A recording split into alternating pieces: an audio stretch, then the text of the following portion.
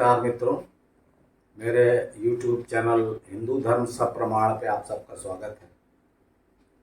अभी हम श्री राम की जीवन गाथा पे चर्चा कर रहे हैं। इसमें मैंने जैसा पिछले एपिसोड में आपसे वादा किया था कि मैं इसके पहले कि आगे बढ़ूं, मैं आपको हनुमान जी के बारे में कुछ सविस्तार बताना चाहता हूं। लेकिन इसके पूर्व एक महत्वपूर्ण चीज मैं आपको बता दूं कि हनुमान जी से मुलाकात के पहले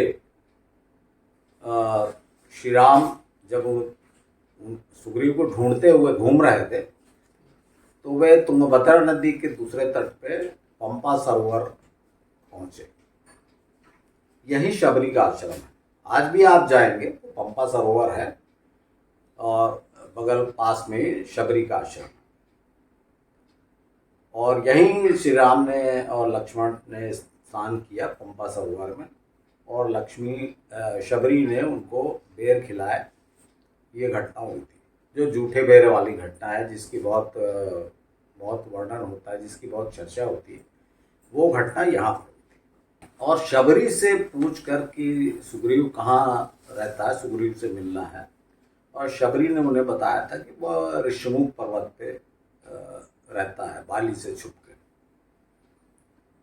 तब श्री राम वहाँ पहुँचे थे, और वहाँ जैसा मैंने आपको पिछले एपिसोड में बताया था, वहाँ हनुमान जी से उनकी भेंट हुई थी। अब मैं आपको जैसा मैंने पहले भी बताया था कि मैं रावण के बारे में मैंने बताया था कि आने इस जीवन गाथा के वर्णन में आने वाले मुख्य चरित्रों के बारे में भी मैं बताऊंगा, क्योंकि ये भी बहुत सस्पेंस है। इनके बारे में भी कई बातें ऐसी कही गई हैं जो बहुत भ्रम पैदा करती हैं। तो मैं आपको शुरू से जो इनके बारे में कहा गया है, अतिशयोक्तिपूर्ण जो वर्णन किया गया है और तरह तरह के विचित्र चमत्कार दिखाया गया है, तो वो सबका मैं एक के बाद एक थोड़ा सा वर्णन करना चाहता हूँ। पहले तो ये इस बात को अपन ले लेते हैं कि इनके पिता का नाम केसरी था और वे वानरों के राजा थे। वानर राज केसरी कहा गया है। माता का नाम अंजनी था, लेकिन उन्हें पवन पुत्र भी कहा जाता है।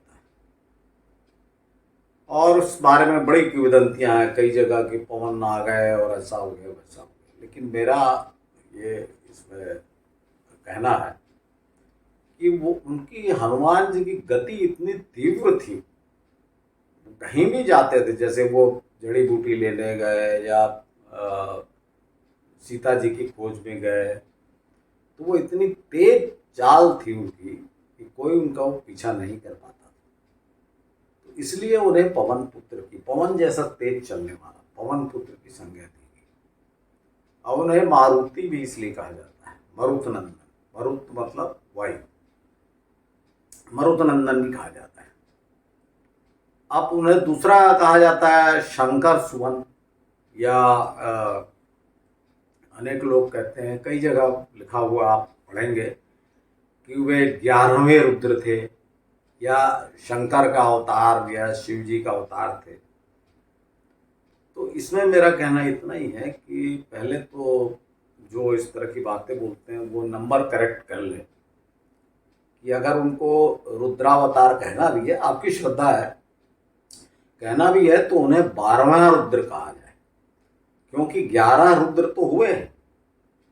ये आपको पता है कि नहीं मुझे नहीं मालूम। जो हिंदू धर्म का मजाक उड़ाया जाता है ना, 33 करोड़ देवी देवता, वास्तव में कोटि, 33 कोटि।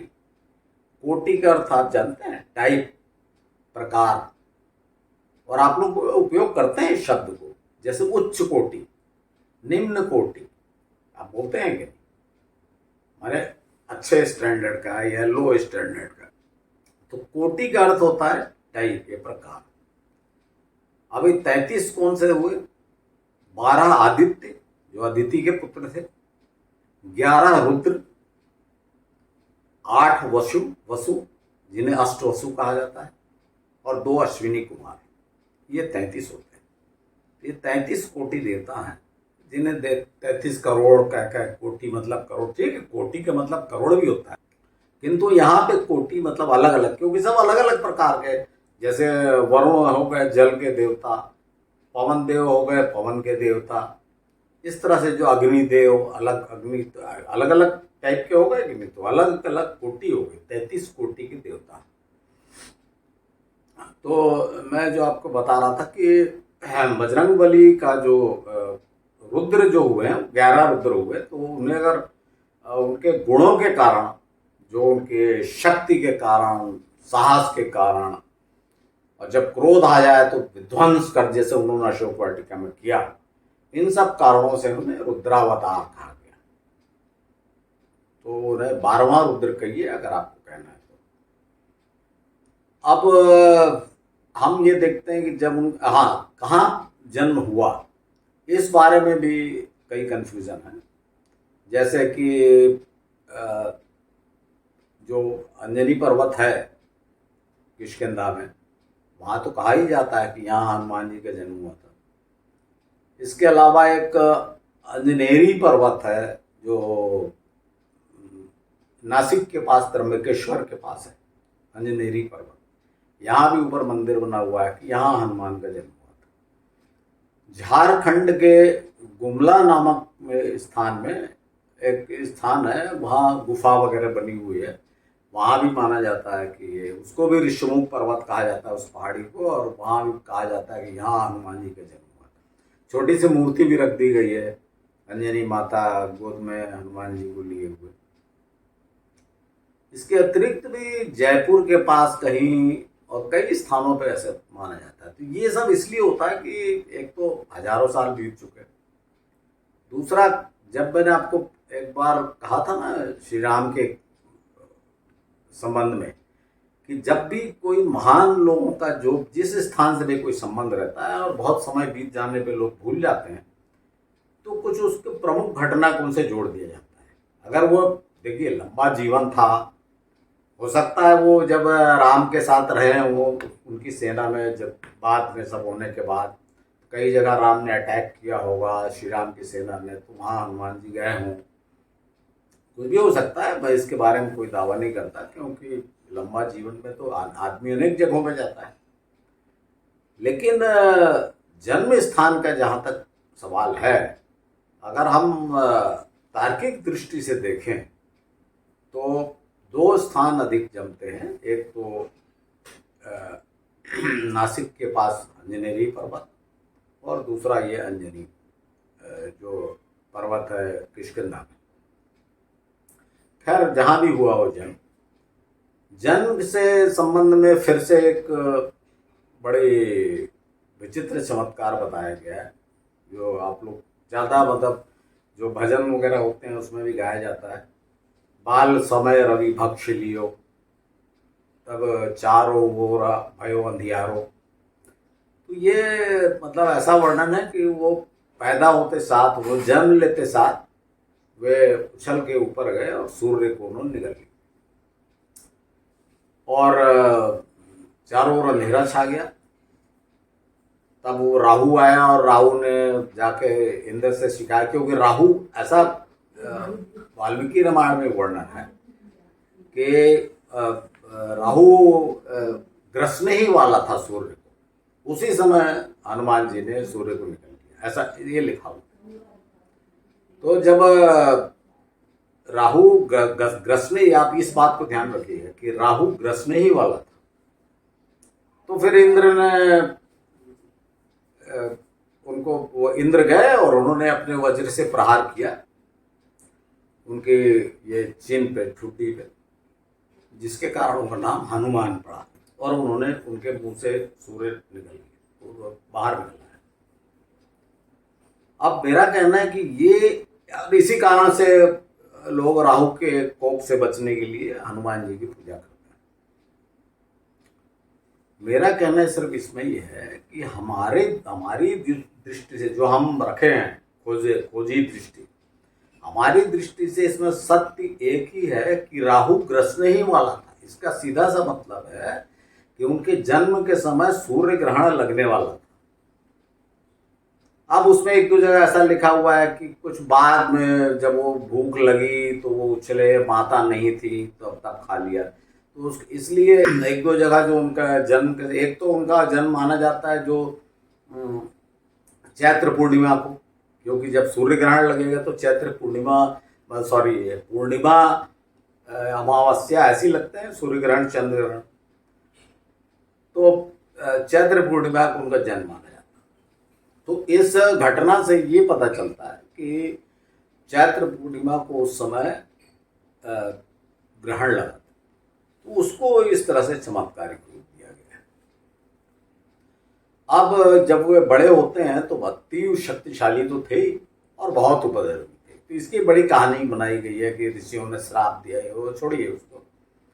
लेकिन बहुत उपद्रवी जब थे और बुद्धिमान तो थे, तरह तरह के षड्यंत्र रचते थे जो आसपास मुनियों को और लोगों को तंग करने के लिए। तो इन सब से तंग आकर पिता ने सोचा कि वे बहुत बुद्धिमान हैं, तो उनको एक आर्य ऋषि के पास भेज दिया। अब आप फिर से, जो मैं बार बार आपको तर्क दे रहा हूं कि एक पूंछ वाला वानर आर्य ऋषि के यहां पढ़ने गया और क्या पढ़ा? वेद। चारों वेद को उस बालक ने, उस वानर बालक ने पढ़ा, समझा। श्री राम से जब उनकी मुलाकात होती है तो श्री राम क्या बोलते हैं उनकी भाषा को सुनकर कि भाई ये ऐसी भाषा का प्रयोग वही कर सकता है जिसने चारों वेद पढ़े हो। इतना ज्ञानी, इतना शिक्षित, वेदों का ज्ञाता, और हम तो बस वानर बोल रहे हैं। और मुझे सबसे बुरा लगता है जब अंग्रेजी में उनको बोला जाता है। मैंने कई एपिसोड सुने अंग्रेजों के और इंग्लिश भाषा में। एक वीडियो भी देखा था मोहनजोदड़ो का, तो उसमें जो मूर्ति पाई वहाँ हनुमान जी की, तो उसमें मंकी गार्ड कहा गया। तो ये सब तमाशा किसने बनाया? हम ही लोगों ने बनाया।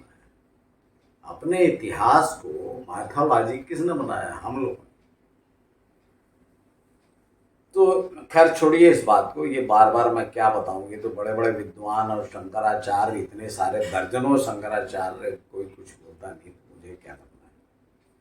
मैं तो आपको सत्य बता रहा हूं, मैं अपना काम कर रहा हूं, इससे मुझे संतोष मिलता है। तो ये मैंने आपको तो वो पढ़ने चले गए वहां।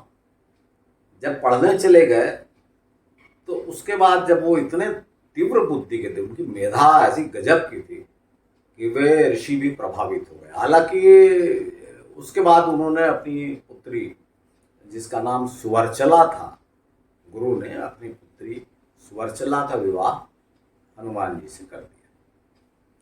हाँ, एक बात नामकरण पे मैं और बताना चाहता हूँ। जो बोला ना कि इंद्र ने उनकी ठुड्डी पे मारा, मैं इस पर कोई आपसे डिस्कस नहीं करूंगा।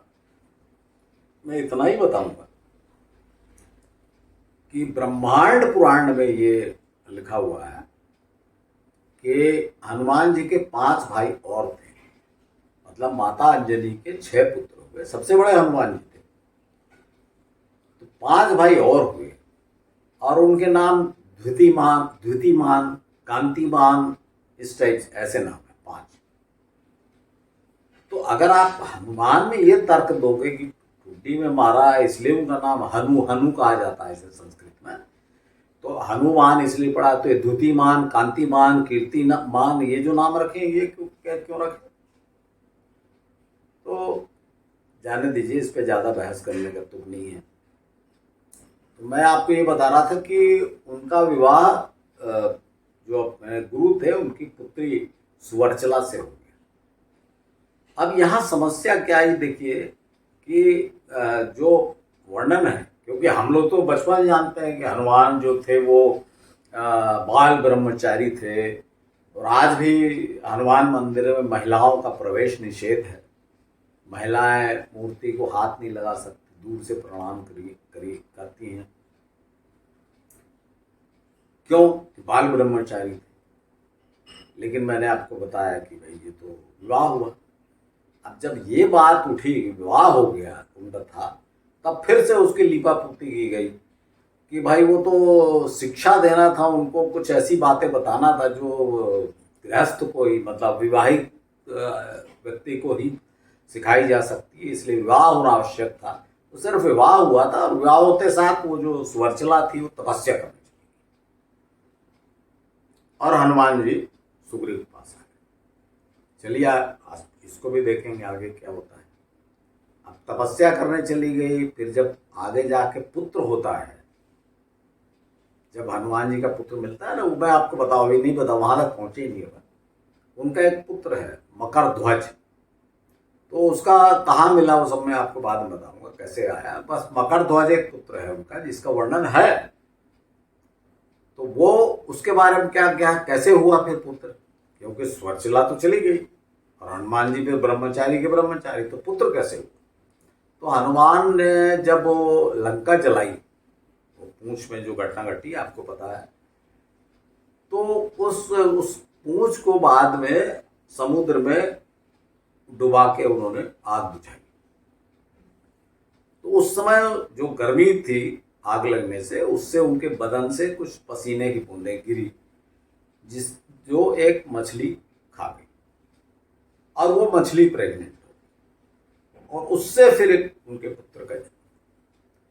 अब भाई या तो आप सीधा साधा मानिए कि भाई उनका विवाह हुआ और वो गर्भवती हो गई, उसके बाद हनुमान इधर आ गए, जैसा होता है कई केस है, जब वापस आ गए पद पद इधर आके मित्र के धर्म में लग गए, मित्र का साथ नहीं छोड़ा, बाद में रामचंद्र जी के साथ लग गए, ये सब हुआ। या तो ये नॉर्मल बात है कि विवाह हुआ, रहे, पत्नी प्रेग्नेंट हुई, आ गए, और या फिर ये चमत्कार मानिए कि सुबह इसको मानिए आप, सुवर्चला जो है तपस्या करने चली गई और फिर वो पसीने के बूंद से मछली हो गया। अब इसमें कोई प्रश्न मैं नहीं पूछूंगा कि मछली पसीने के बूंद से कैसे प्रेग्नेंट, और प्रेग्नेंट हुई तो हुई, वो आदमी के बच्चे को जन्म दी, और आदमी के बच्चे को जन्म दी तो दी, वो लड़के को कैसे पता था कि मैं हनुमान का पुत्र हूँ।